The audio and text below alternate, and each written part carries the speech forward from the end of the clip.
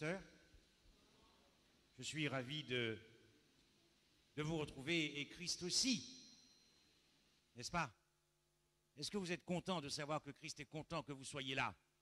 Vous croyez qu'il est insensible ou pas? Tout ça est noté dans nos livres. Ah, je suis heureux, il est venu, elle est venue, c'est extraordinaire. C'est noté dans nos livres. Puissions-nous passer une bonne soirée, et nous allons essayer à partir de ce soir et tous les soirs de contempler la splendeur de la gloire de Jésus-Christ. C'est ce que dit Paul, la splendeur de l'Évangile, la gloire du Christ qui est à l'image de Dieu. Hier soir, c'était une introduction. Nous avons perdu l'essentiel. Et demain soir, c'est un thème qui m'a fait beaucoup réfléchir dans ma propre relation avec Christ. C'est la foi de Golgotha. Alors venez nombreux et amenez surtout les amoureux de Jésus-Christ. Voilà. Amenez les amoureux de Jésus-Christ. Ce soir, l'autel de Golgotha, l'évangile éternel. Je l'ai dit hier soir que tout l'évangile est contenu, est renfermé dans la prédication de la croix. Alors, nous allons essayer de voir ça ensemble. Nous avons un verset que nous aimons bien dire adventiste, n'est-ce pas? Et nous le connaissons bien, ce verset. Un bon verset adventiste. Et je vis un autre ange qui volait par le milieu du ciel ayant un évangile éternel.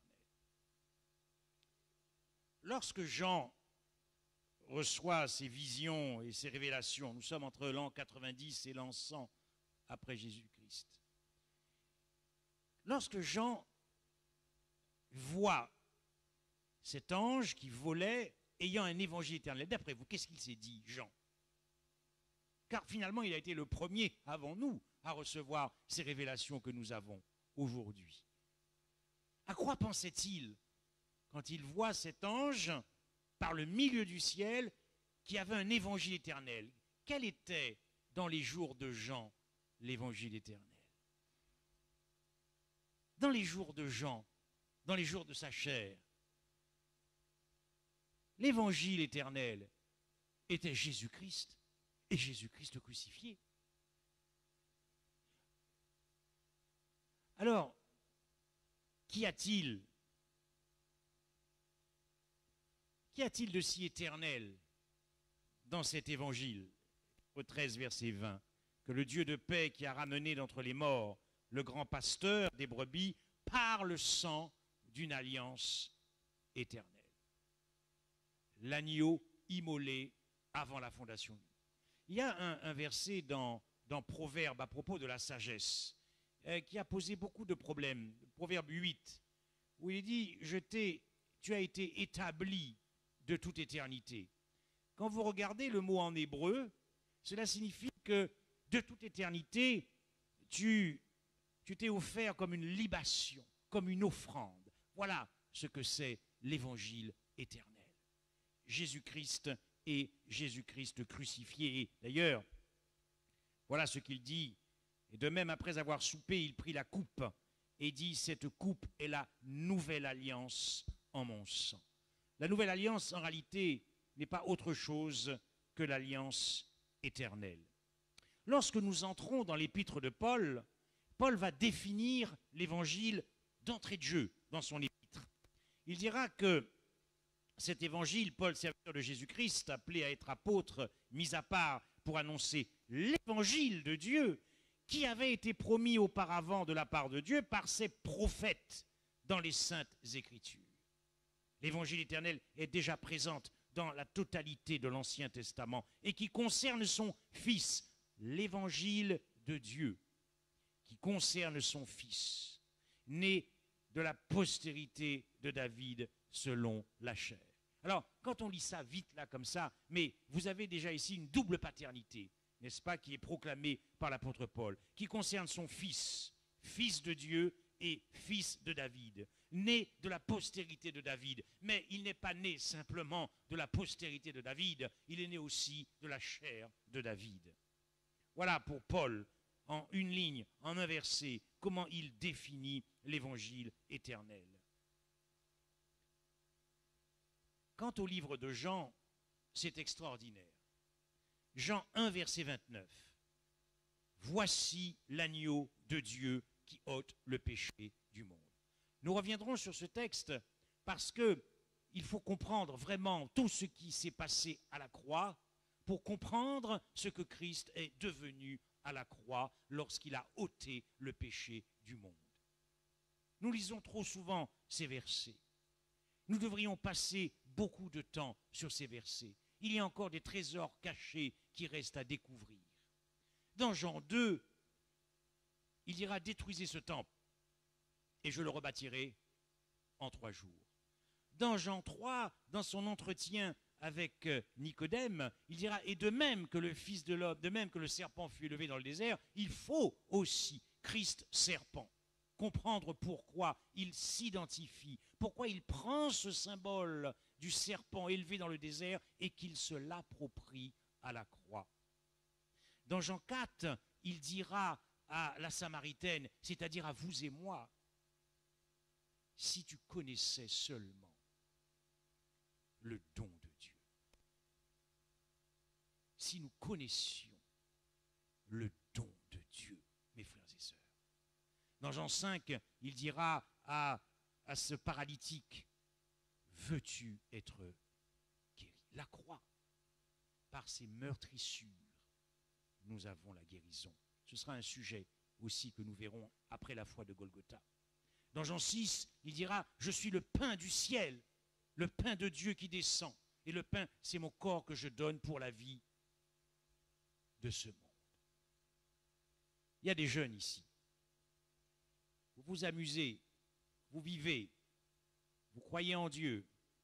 Sachez que chaque seconde de votre existence, je dis bien chaque seconde de votre existence, a été financée par le sang de Jésus-Christ et ses souffrances et son agonie. Quand nous comprenons ça du cœur, nous ne pouvons pas vivre de manière égoïste. Ce n'est pas possible. Dans Jean 7, alors qu'il expliquait aux pharisiens sa divinité, en disant « Je viens du Père », ils voulurent le saisir. Mais le texte dit « Ils ne le purent, car son heure n'était pas encore arrivée. » La croix. Dans Jean 8, il dira « Et lorsque le Fils de l'homme sera élevé, vous connaîtrez ce que je suis. » La croix. Dans Jean 10, il dira « Mon Père m'aime parce que j'ai le pouvoir de donner ma vie et le pouvoir de la reprendre. » La croix. Dans Jean 11, 25, « Je suis la résurrection et la vie. » Dans Jean 12, il dira « Et le jugement de ce monde est venu, et j'attirerai tous les hommes à moi lorsque je serai élevé. » Et puis après, on rentre dans Jean 13, 14, la Pâque, le Gethsémani. Voilà pourquoi, quand on parle de Jean, on dit l'évangile selon Jean. Jésus-Christ et Jésus-Christ crucifié. Vous comprenez donc lorsqu'il a cette vision plus tard et qu'il voit, il vit par le milieu du ciel un autre ange qui avait l'évangile éternel, vous comprenez bien qu'il avait bien compris qu'il s'agissait de Jésus-Christ et Jésus-Christ crucifié qui serait prêché en puissance juste avant le retour du Christ. Quant à Pierre, nous aimons bien Pierre, n'est-ce pas? Il était zélé, il voulait être le premier, et il lui est arrivé quand même une sacrée histoire à ce Pierre. Mais regardez bien lorsqu'il a compris la croix, comment il a aimé son Sauveur, comment le Saint-Esprit a pu mettre cet amour dans son cœur. Dans le premier chapitre, il parle des souffrances du Christ, des souffrances du Christ. Il leur fut révélé aux prophètes que ce n'était pas pour eux-mêmes, mais pour vous, c'est-à-dire vous et moi, qu'ils étaient les dispensateurs de ces choses. Vous savez, ils auraient vraiment voulu vivre à notre époque, parce qu'ils avaient compris que nous irions de révélation en révélation sur les profondeurs de la croix. Dans 1 Pierre 2, verset 21, il dit « Christ a aussi souffert pour vous ». Dans 1 Pierre 3, il dira « Christ a aussi souffert une fois pour les péchés ». Dans 1 Pierre 4, il disait « Christ ayant donc souffert dans la chair ». Voyez comment Pierre était complètement fasciné par la croix, les souffrances du Christ et l'agonie du Christ. Parce qu'il avait compris cet amour sans égal de Dieu qui s'était répandue dans son cœur. 1 Pierre 5, verset 1, il était témoin des souffrances du Christ. Et cependant, il était endormi à Gethsémani. Ce n'est pas à Gethsémani qu'il fut témoin des souffrances du Christ. L'ennemi s'était arrangé pour l'endormir. Pour l'endormir. Non, c'est quand Christ lui a ouvert l'esprit à la résurrection qu'il a été témoin des souffrances de Christ. Matthieu, lorsqu'on parle de l'évangile, pourquoi dit-on l'évangile de Matthieu? Parce que Matthieu aussi, il va commencer la généalogie de Jésus-Christ, fils de David et fils d'Abraham.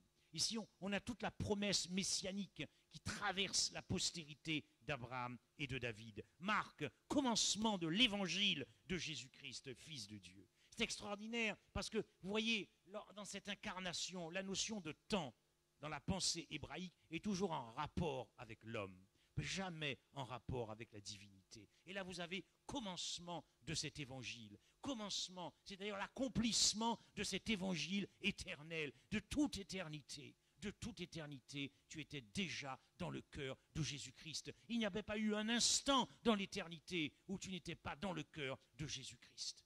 N'est-ce pas extraordinaire, ça? De toute éternité, de toute éternité. À quel moment Dieu a commencé à t'aimer? Il n'y a pas eu de commencement. Pour des êtres comme nous. Luc 1, pareil. Cantique de Zacharie, un sauveur qui nous délivre de nos ennemis, un puissant sauveur dans la maison de David. Le cantique de Siméon, car mes yeux ont vu ton salut, salut que tu as préparé devant tous les peuples, lumière pour éclairer les nations. Cantique de Marie, il a secouru Israël, comme il avait dit à nos pères envers Abraham et à sa postérité pour toujours. Voyez, voilà pourquoi on parle de l'évangile de Matthieu, l'évangile de Marc, l'évangile de Jean, parce que tout l'évangile est renfermé dans Jésus-Christ et Jésus-Christ crucifié. Pour Paul, et je reviens à l'apôtre Paul, la prédication de la croix et la prédication de l'évangile ne sont qu'une seule et même prédication. Nous connaissons ces textes, car la prédication de la croix est une folie pour ceux qui périssent. Mais pour nous qui sommes sauvés, elle est une puissance de Dieu. Or, dans Romains, il dira, je n'ai point honte de l'évangile, car c'est une puissance de Dieu.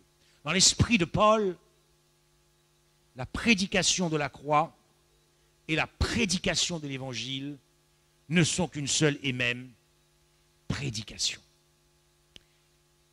Dans 1 Corinthiens 15, il va rappeler, frères, l'évangile que je vous ai annoncé et que vous avez reçu, dans lequel vous avez persévéré. Et quel est cet évangile? Je vous ai enseigné que Christ est mort pour nos péchés selon les Écritures, qu'il a été enseveli et qu'il est ressuscité le troisième jour selon les Écritures. Je vous ai enseigné l'évangile, Jésus-Christ le crucifié. Quand je dis Jésus-Christ le crucifié, ce qui sous-entend, c'est qu'il est ressuscité, n'est-ce pas? Parce que s'il n'est pas ressuscité, la croix ne sert absolument à rien du tout. Dans Galates, oh, qu'est-ce que j'aime ce passage aussi. Nous l'avons étudié le trimestre dernier. Quand nous-mêmes, quand un ange du ciel, Apocalypse 18, Apocalypse 14, quand un ange du ciel annoncerait un autre évangile que celui que nous vous avons prêché, qu'il soit anathème. Nous l'avons dit précédemment, et je le répète à cette heure, si quelqu'un vous annonce un autre évangile que celui que vous avez reçu, qu'il soit anathème. Et quel est cet évangile que Paul a prêché aux Galates? Aux Galates, dépourvus de sens. Qui vous a fasciné, vous, aux yeux de qui Jésus-Christ a été peint comme crucifié? Vous voyez, l'ennemi fera toujours tout pour nous détourner des glorieuses vérités de la croix. Lorsque les Galates avaient été dans un premier temps enseignés par l'apôtre Paul, ils se sont égarés dans une quête de justification par les œuvres. C'est quand même extraordinaire, ça. L'ennemi arrive à nous détourner, n'est-ce pas, de la splendeur de l'évangile qui est Jésus-Christ. Alors, voyons dans quelle mesure tout l'évangile est renfermé dans la prédication de la croix. Paul dira dans 1 Corinthiens 1, verset 23, « Nous prêchons Christ crucifié, scandale pour les Juifs et folie pour les païens, mais puissance de Dieu. » La prédication de la croix est la prédication de la puissance de Dieu. Vous voulez des messages puissants? Prêchez la croix. Vous connaissez une puissance supérieure à la puissance de Dieu? Moi, je ne connais pas. On est en train de parler de la puissance de Dieu, mes frères et sœurs. La prédication de la croix est la puissance de Dieu. Vous voulez des messages puissants? Prêchez la croix. Prêchez la croix. C'est une puissance de Dieu. Mais en croix, qu'est-ce qu'il y a de si puissant dans la croix?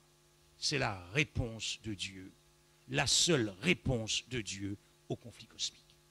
C'est la seule réponse de Dieu au conflit cosmique.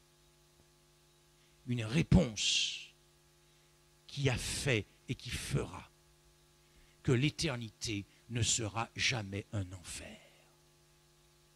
Mes frères et sœurs, il ne s'agissait pas que de la race humaine qui était en jeu. Il s'agissait d'apporter une réponse claire aux milliards d'êtres célestes qui avaient été créés par Dieu, dont une bonne partie s'est rebellée contre Dieu. Et si Dieu n'avait pas mis un terme à sa patience, l'ennemi serait peut-être parti avec plus d'un tiers des anges. La réponse de Dieu est Jésus-Christ, et Jésus-Christ crucifié. Parce que beaucoup de questions se sont posées et se posent encore dans nos cœurs. Est-ce que Dieu, finalement, mérite d'être aimé? Est-ce qu'il mérite de régner éternellement? Est-ce que je peux lui faire confiance? Tous ces aspects essentiels du conflit cosmique ont été réglés à la croix. Moi, je me pose dans mes prières, ça tombe bien parce que ici c'est l'église de Bethel et j'aime beaucoup ce passage où c'est dans Michée où on dit je ferai des restes, je ferai des boiteux un reste, n'est-ce pas? Quand vous priez avec Dieu, vous luttez avec lui, hein, c'est comme si vous devenez un boiteux. Je parle de Jacob. Je parle de Jacob. Et moi, dans mes luttes avec Dieu, je dis, mais Seigneur, pourquoi je veux aller au ciel? Vous allez peut-être trouver cette question bête et stupide.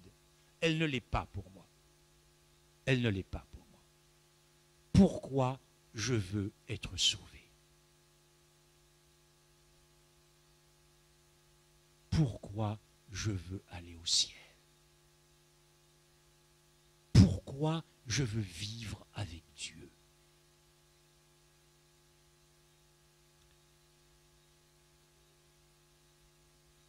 La croix est d'une puissance de Dieu parce que Dieu a crucifié la forteresse de Satan qui était notre humanité déchue. La chair de péché a été liquidée et ensevelie pour l'éternité dans le tombeau. Voilà la puissance de la croix. En brisant cette forteresse, Jésus-Christ a brisé ce qui nous reliait malheureusement à notre père, le diable, qui nous a appris à pécher. Qui t'a appris que tu étais nu? Mais qui t'a appris que tu étais nu? L'œuvre du diable.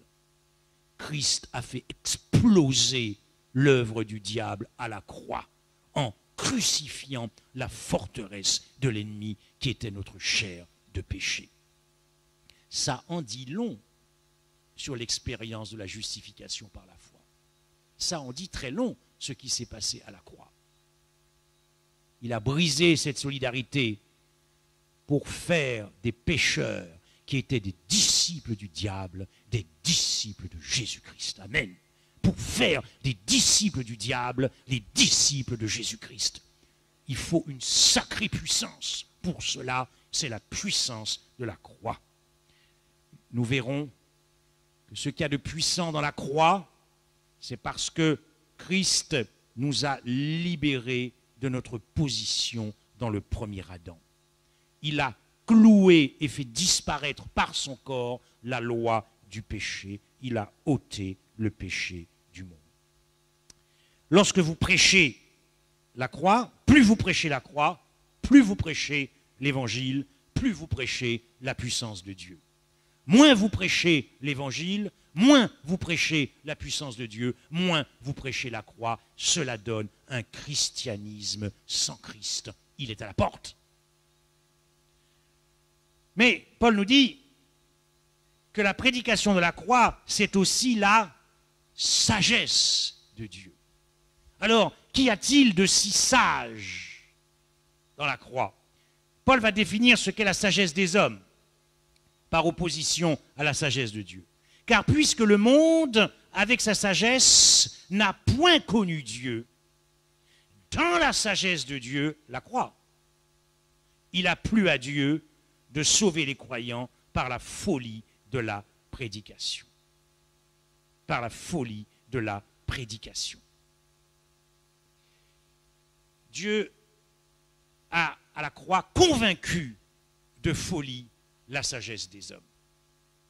Parce que la sagesse de l'homme, c'est de ne point connaître Dieu, de vivre sans Dieu, de rejeter Dieu. C'est toute la prétention de ce qui constitue l'essence même du pécheur. De considérer que finalement, il y a suffisamment de joie et de plaisir dans les désirs et les passions de la chair. De quelle manière notre Dieu a convaincu de folie la sagesse des hommes en crucifiant le pécheur à la croix.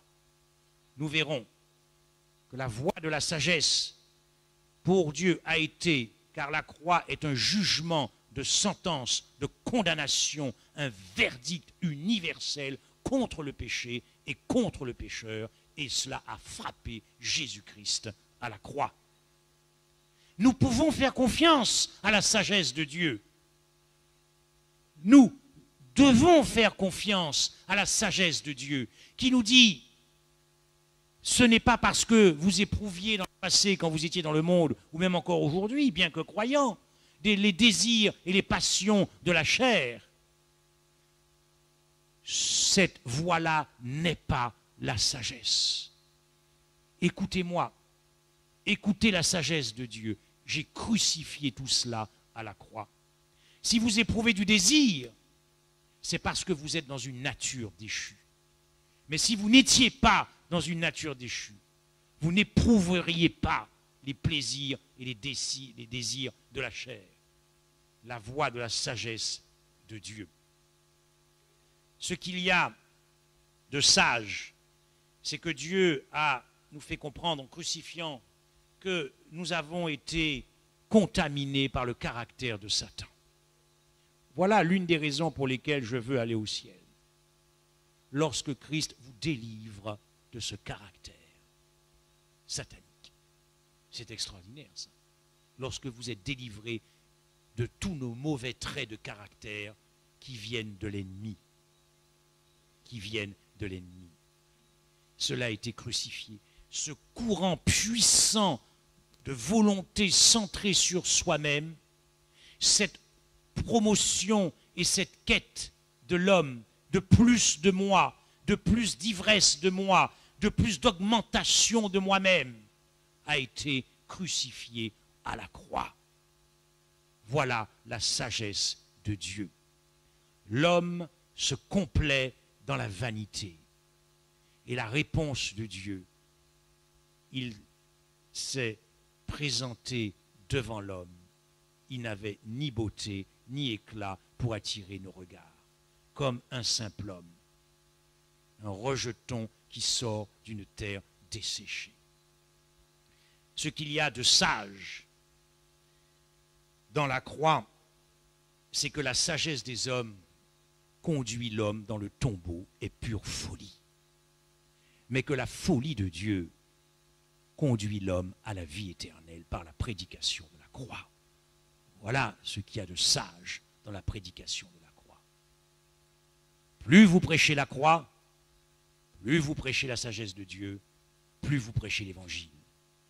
Moins vous prêchez l'évangile, moins vous prêchez la sagesse de Dieu, moins vous prêchez la croix. Cela donne un christianisme sans Christ, Christ à la porte. Et l'apôtre Paul nous dit aussi que la prédication de la croix, c'est aussi la prédication du mystère de Dieu.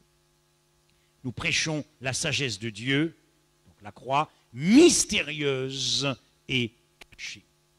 Alors, qu'y a-t-il de si mystérieux dans la prédication de la croix?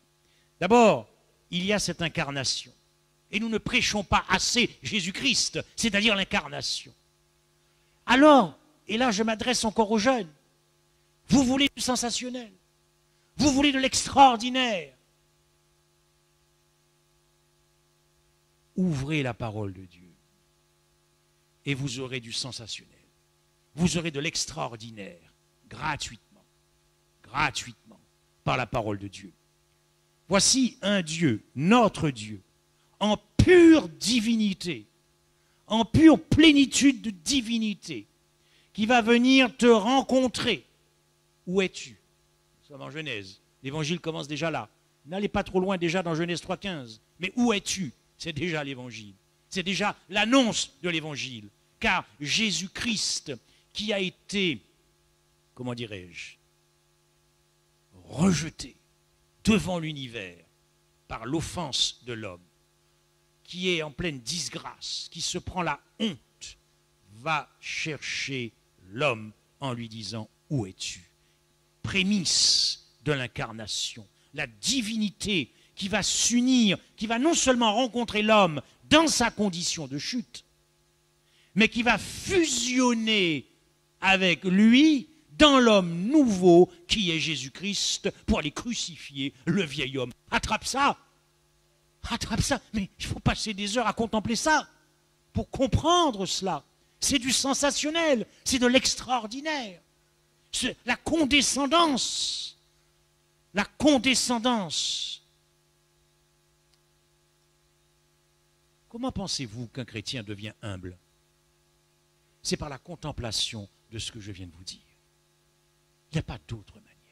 Comment voulez-vous que le Saint-Esprit puisse nous mettre cette humilité si nous ne contemplons pas cette condescendance de Dieu à descendre, à descendre, à descendre, à descendre, descendre. Je sais que vous verrez qu'au fil des conférences, peut-être que certains seront peut-être un petit peu choqués, mais parce que souvent, on veut sauver la réputation de Jésus à la croix. Mais Dieu n'a pas demandé à ce qu'on sauve sa réputation. Non, mes frères et sœurs, il est descendu tellement bas, sinon personne n'aurait pu être sauvé. Le mystère de Dieu. Mais le mystère de Dieu, ce n'est pas que ça. Quand Jésus dit le Père m'aime, parce que je donne ma vie, mais c'est extraordinaire, j'ai le pouvoir de la donner et j'ai le pouvoir de la reprendre. Nous sommes à la croix. Vous savez, dans nos versions, le mot vie, mais dans le grec, la vie divine, c'est zoé, et la vie humaine, c'est bios. Donc le grec distingue. Alors, le mystère ici est incroyable, parce que si la divinité ne s'était pas revêtue de notre humanité, alors là, j'allais dire que Dieu ne peut pas mourir. Mais alors, où est le sacrifice pour le péché? Est-ce que vous imaginez? Parce que la vie divine du Christ ne meurt pas. C'est sa vie humaine qui meurt à Golgotha, corps, âme et esprit. Parce que cette vie humaine qui avait été contaminée par le péché en Éden doit mourir pour toujours. Dieu a fait quelque chose d'incroyable, mes frères et sœurs. Vous et moi, par le corps du Christ, nous sommes ensevelis dans le tombeau. Nous sommes ensevelis dans le tombeau. Parce que si vous observez bien, l'humanité qui est ressuscitée, ce n'est pas celle qui a été ensevelie. L'humanité qui est ressuscitée, c'est l'humanité glorifiée. Parce que pour que tu puisses légalement être revêtu de cette humanité à la venue de Jésus, il fallait d'abord qu'il vienne liquider notre humanité déchue. Mes frères et sœurs, par le corps du Christ, nous sommes à la fois dans le tombeau et assis avec lui dans les lieux célestes. Vous voulez du sensationnel? Vous voulez de l'extraordinaire? Mais comment se fait-il que le monde ne voit pas ça, notre joie en nous? Nous sommes dans le tombeau pour l'éternité et assis dans les lieux célestes pour l'éternité. Car à Dieu, rien n'est impossible. Ce n'est pas extraordinaire. Mais comment sa vie divine, qui ne meurt pas, a-t-elle pu ne pas empêcher la vie humaine de mourir? Est-ce que vous pensez à ça? Heureusement que notre Dieu est capable de tout, parce que sa vie divine, elle est impérissable, elle est indestructible, car il est aussi Dieu en étant homme. Alors comment a-t-il pu? Il dit, j'ai le pouvoir, j'ai la puissance de la perdre, ma vie humaine, mais je suis Dieu. Sa vie divine n'est pas venue empêcher cela par amour pour toi. N'est-ce pas beau, mes frères et sœurs? Le mystère de Dieu. Mais alors, il y a un mystère que nous allons étudier. Le salaire du péché, la mort. La mort de qui? Du pécheur. Ézéchiel dit, c'est l'âme qui pêche qui... Mais qui est dans le tombeau? Lui qui n'a jamais péché, lui qui n'a jamais connu, ça c'est l'œuvre qu'il devait faire dans sa vie pour pouvoir nous imputer cette vie. Mais l'œuvre qu'il doit faire dans sa mort est à l'opposé de l'œuvre qu'il a fait dans sa vie. Parce que nous verrons, et nous devons nous poser cette question, serait-il le seul à subir la mort éternelle, sans subir le salaire de ses propres péchés? Mais il n'a pas péché, mais ça c'était l'œuvre dans sa vie. Parce que nos péchés sont devenus les siens. Et nous allons travailler là-dessus. Nous allons travailler là-dessus. Nous allons comprendre comment Christ a dû perdre son innocence devant son Père. Nous avons des textes là-dessus, et Madame White est très claire aussi. C'est pour ça qu'elle le dit, que non seulement il ne voyait pas au-delà du tombeau, mais qu'il n'était même pas certain de retrouver la gloire qu'il avait à la résurrection. Mes frères et sœurs, ce mystère du Christ, prédication de la croix, plus vous prêchez la croix, plus vous prêchez le mystère de Dieu, plus vous prêchez l'évangile, moins vous prêchez l'évangile, moins vous prêchez le mystère de Dieu, moins vous prêchez la croix. Cela donne un christianisme à la porte, un christianisme sans Christ, Christ à la porte. La prédication de la croix, c'est aussi la justice de Dieu. Nous avons étudié cette semaine un passage, et il y aura une conférence qui sera spécialement dédiée à ce passage de Romains 3 qui a fait brûler le cœur des réformateurs quand Luther a tombé sur ce texte de Romains 3, versets 19 à 26. Nous allons étudier verset par verset et vous allez voir les richesses qu'il y a dans ce passage extraordinaire. Mais pour l'instant, nous prenons que le passage de Romains 3, verset 25. Il est victime propitiatoire afin de montrer sa justice. Observez bien ceci. Parce qu'il avait laissé impunis les péchés commis auparavant au temps de sa patience. Ici, le terme grec pour péché, ce n'est pas le principe du péché. C'est les actes de péché sous-entendus commis par leur auteur. Alors, ici, Dieu est en train de dire, Paul est en train de nous expliquer que pendant 4000 ans, n'est-ce pas, Dieu a été patient. Parce qu'il n'avait pas condamné, il avait laissé impunis les péchés et, sous-entendu, les pécheurs. Pendant 4000 ans. Et puis, il va les punir. Mais en la personne de qui? En la personne de qui? De Jésus-Christ, victime propitiatoire. Et là, alors, nous allons étudier ce que Christ est devenu à la croix pour chaque homme. Parce que là, il y a une vraie question de substitution. Parce que si vous vous contentez de dire que c'est Christ qui meurt à la place des pécheurs, la vérité n'est que partielle. Oui, c'est vrai, c'est notre substitut.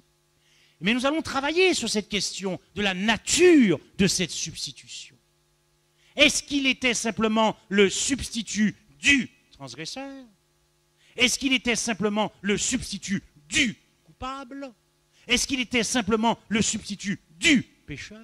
ou ne serait-il pas devenu le substitut transgresseur devant son Père, car il doit accomplir une œuvre dans sa mort, c'est d'atteindre le pécheur et d'atteindre le péché pour attester devant l'univers que tout ça a été crucifié en détruisant les œuvres du diable. C'est extraordinaire, mes frères et sœurs, quand nous allons découvrir jusqu'où Christ est allé dans sa mort pour te sauver. Et entre parenthèses, sauver la race humaine. Nous allons travailler là-dessus. Dans ce passage, si vous le relisez, vous verrez qu'à 4 ou 5 reprises, Paul insiste sur la justice de Dieu, sur la justification de Dieu. La prédication de la croix, c'est la prédication de la justice de Dieu et qui fait trembler les démons. Alors, plus vous prêchez la croix, plus vous prêchez la justice de Dieu et plus vous prêchez l'évangile.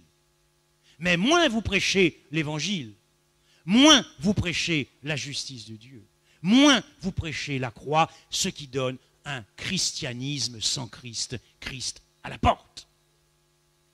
La prédication de la croix, c'est aussi la prédication de la justification par la foi. Dans Romains 3, verset 26, il est dit, afin, dis-je, toujours de montrer sa justice dans le temps présent, de manière à être juste, tout en justifiant celui qui a la foi en Jésus. Le péché ne peut pas être pardonné s'il n'a pas été puni. Aucun péché ne peut être commis s'il n'a pas été expié. Et nous verrons comment Dieu peut innocenter un coupable qu'il accepte. Nous allons essayer de comprendre cela. Parce que vous verrez que dans la loi, dans la Torah et dans les prophètes, il est clairement dit que celui qui justifie le coupable est en abomination devant l'Éternel. Donc nous allons devoir comprendre comment Dieu a pu ainsi, dans son sacrifice, nous pardonner les péchés. Mais, dans l'expérience de la justification par la foi, dont Paul cite David et nous explique ce qu'est la justification par la foi, le pardon des péchés dans ce passage, car la justification par la foi, c'est aussi cette vie d'obéissance parfaite qui nous est imputée. Ça, c'est l'aspect positif de la justification par la foi, de la justice imputée. L'aspect négatif, c'est que nous sommes pardonnés de nos péchés, nous sommes pardonnés de nos iniquités. Mais alors que la justice du Christ nous pardonne nos péchés, la loi, elle, nous condamne. Or, nous savons que tout ce que dit la loi, elle le dit pour tous ceux qui sont sous la loi, afin que toute bouche soit fermée et que tout le monde soit reconnu coupable devant Dieu. La loi nous condamne et la justice du Christ nous innocente.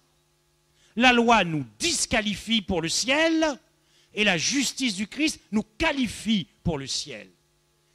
Comment résoudre cette tension apparente? Je dis bien apparente, car lorsque vous lisez attentivement Romains 3, verset 21, quand Paul dit « mais maintenant, nous verrons toute la bonne nouvelle dans ces deux petits mots, est révélée la justice de Dieu, c'est-à-dire Christ », mais il rajoute « la loi applaudit ». Autrement dit, la loi applaudit la justice du Christ, mais la loi dit « je te condamne ». Donc comment la loi peut-elle applaudir la justice du Christ qui innocente le coupable, alors que la loi dit « je te condamne, il n'y a rien de bon en toi, je ne peux même pas te pardonner les péchés, je ne peux même pas te rendre spirituellement vivant, et je ne peux même pas t'aider à obéir à la loi ». Et elle applaudit la justice du Christ. Nous allons devoir aussi répondre à ces questions. Mais la prédication de la croix est la prédication de la justification par la foi. Donc, la prédication de l'évangile. Donc, vous prêchez la splendeur de la gloire de Jésus-Christ. Nous prêchons la splendeur de la gloire de Jésus-Christ. La prédication de la croix, c'est aussi la prédication du conflit cosmique. Il a dépouillé les dominations et les autorités et les a livrées publiquement en spectacle, en triomphant d'elles par la croix. Voilà pourquoi nous pouvons obtenir des délivrances de démons.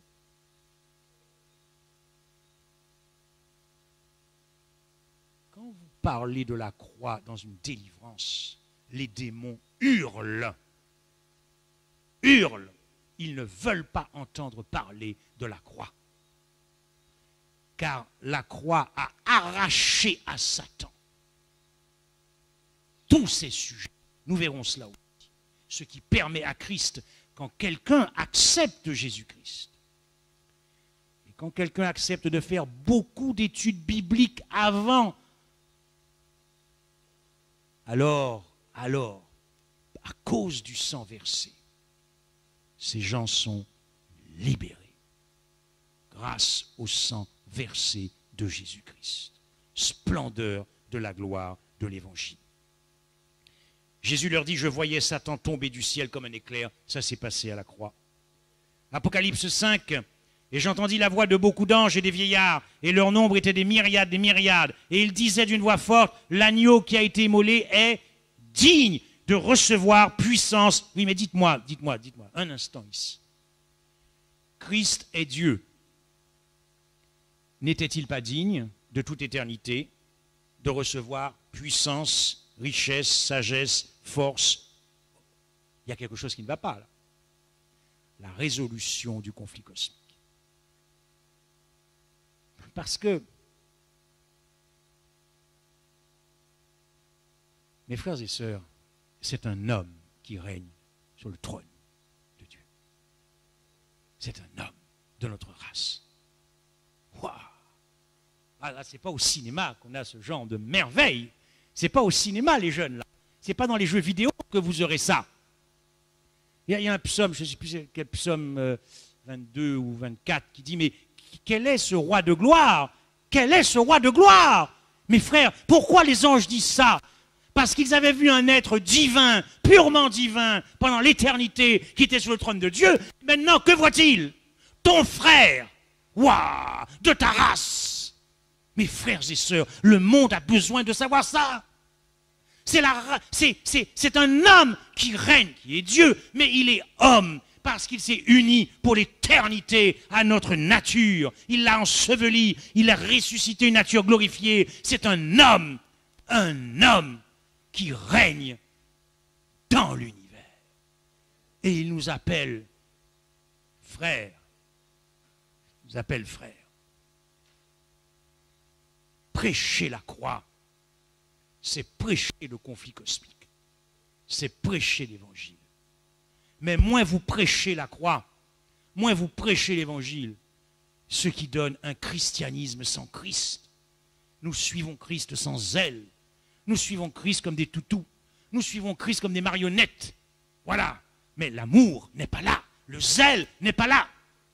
Vous savez, je dis souvent dans mon église à Versailles, parce que mon cœur est peiné le mercredi soir, nous sommes si peu nombreux en remerciement à notre Seigneur, en vie de reconnaissance pour aller l'adorer même le mercredi soir et fortifier nos frères dans la prière. Mais je dis, mais je ne comprends pas, les stades de foot sont pleins en semaine, mais il n'y a pas que des célibataires, il y a des gens qui s'organisent, il y a des couples mariés, donc comment font-ils? Les stades sont pleins, 70 000 personnes pour un match de foot, les salles de concert, les salles sont pleines, les salles de théâtre, les salles sont pleines, mais pour venir dire merci à celui qui a tout perdu, les salles sont vides. Nous devons reconnaître que Christ ne fait peut-être plus recette dans nos cœurs alors que nous prétendons être chrétiens. Manque de connaissance de l'Évangile. Manque de connaissance de l'Évangile. Apocalypse 12, verset 10. Et j'entendis dans le ciel une voix forte qui disait « Maintenant le salut est arrivé, et la puissance et le règne de notre Dieu, et l'autorité de son Christ. » L'autorité du Christ pour l'éternité. Mais le conflit cosmique, c'est ça aussi.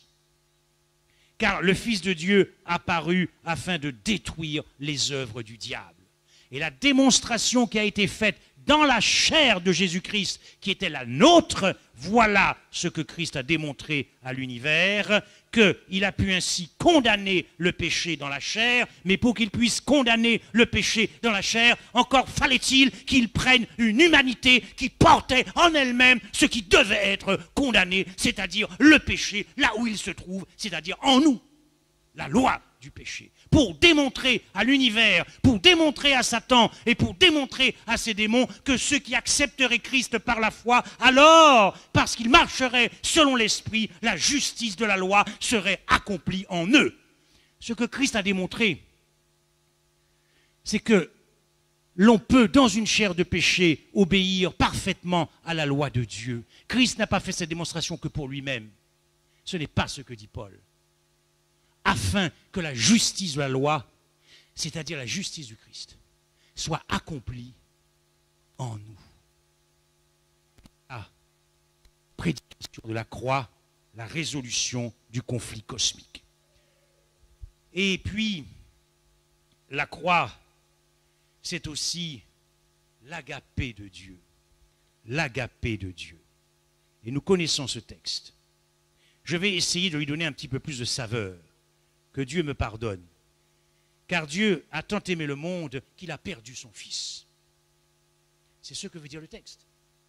Qu'il a perdu son Fils. Qu'il a perdu son Fils. L'agapé de Dieu. L'immensité de l'amour de Dieu. L'amour de Dieu est si immense, plus immense que l'immensité du ciel sur la surface de la terre. L'immensité de l'amour de Dieu pour toi est plus immense que l'univers et le cosmos. Quand nous comprendrons ce que Christ est devenu à la croix. Ce que les jeunes et nous avons besoin de comprendre. Ce n'est pas simplement qu'on répète que Dieu est amour, que Dieu est amour. Non. Ce que nos jeunes doivent entendre, c'est une démonstration de cet amour. Et c'est à la croix que la démonstration est faite. C'est à la croix.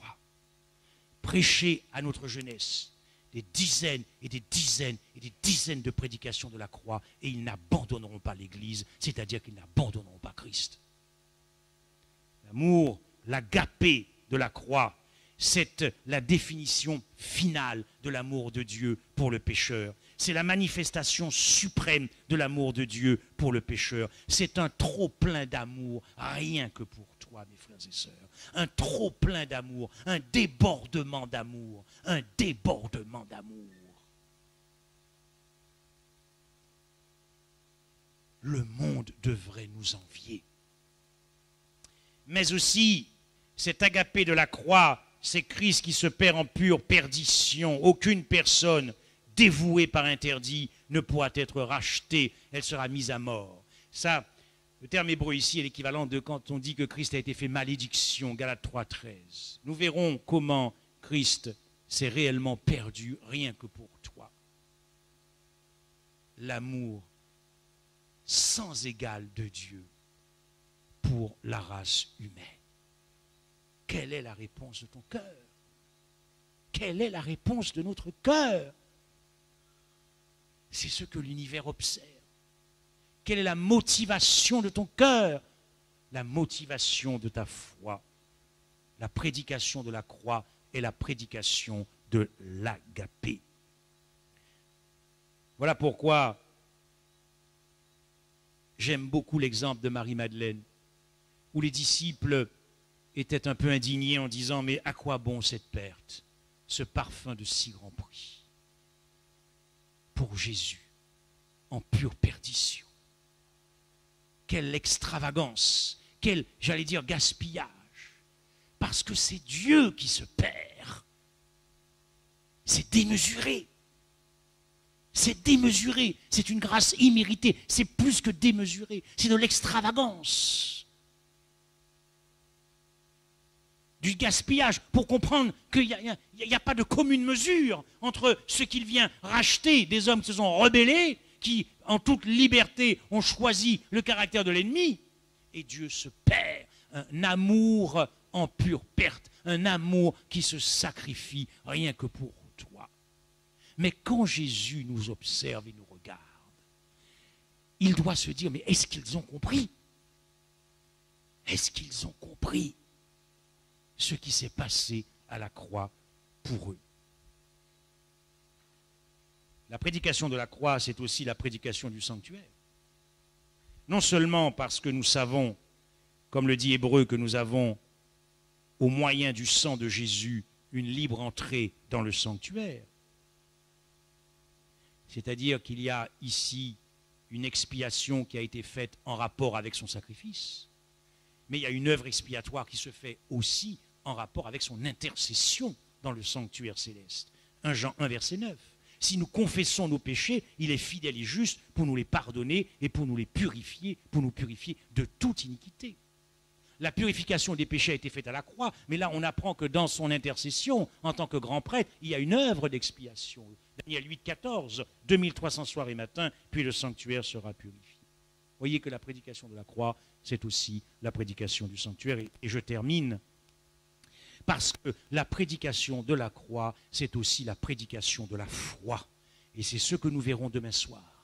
Parce que Paul nous invite à considérer Christ, la foi de Jésus, à un moment particulier de sa vie. Et ce moment particulier, c'est la croix. Ayant les regards sur Jésus, le chef et le consommateur de la foi, qui, en vue de la joie qui lui était réservée, a souffert la croix. Nous travaillerons ce texte demain soir.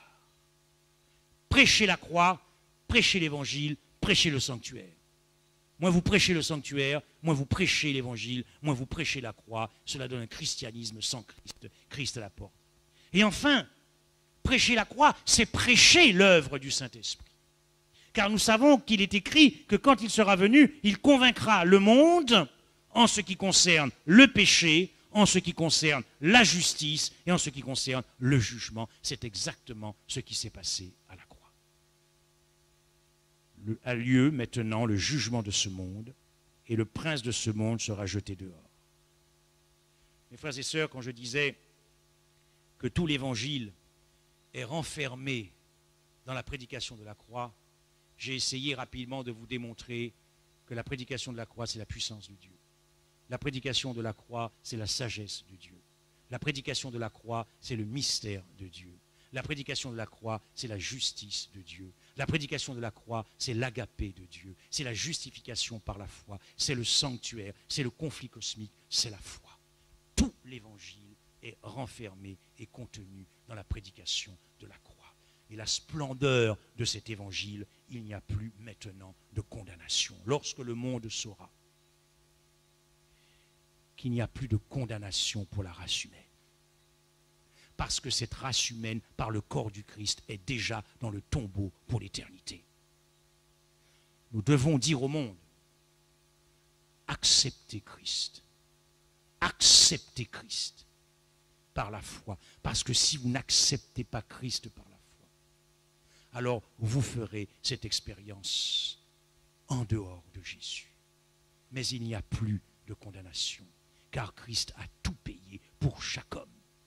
Et lorsqu'il est entré dans le tombeau crucifié, la croix de Jésus ne dépendait pas de notre foi, puisque pour ce qui nous concerne, nous n'étions même pas nés. Voilà la splendeur de la gloire de l'Évangile, l'autel de Golgotha. Les perdus ne seront pas perdus parce qu'ils sont pécheurs. Les perdus ne seront pas perdus parce que Christ n'a pas souffert pour eux. Les perdus ne seront pas perdus parce que Christ n'est pas monté à la croix pour eux. Les perdus ne seront pas perdus parce que Christ n'a pas porté leurs péchés. Les perdus seront perdus parce qu'ils n'ont pas cru en la bonne nouvelle de l'Évangile. Il n'y a plus de condamnation pour ceux qui sont en Jésus-Christ. Amen.